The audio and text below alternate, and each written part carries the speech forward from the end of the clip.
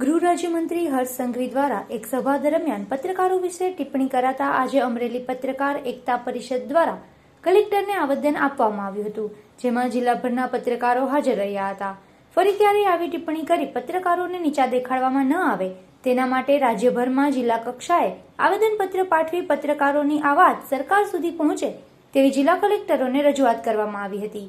અમરેલી પત્રકાર એકતા પરિષદના જિલ્લા પ્રમુખ સુરેશભાઈ દેસાઈએ જણાવ્યું હતું કે વારંવાર પત્રકારો વિશે થતી આવી ટિપ્પણીને રોકવામાં આવે અને દુનિયાની ગણાતી ચોથી જાગીરને આમ રોડ ઉપર બદનામ કરવામાં ન આવે. ગૃહમંત્રી દ્વારા કરાયેલા આવા નિવેદનોના કારણે પત્રકાર જગતમાં પ્રત્યાઘાત પડ્યા છે.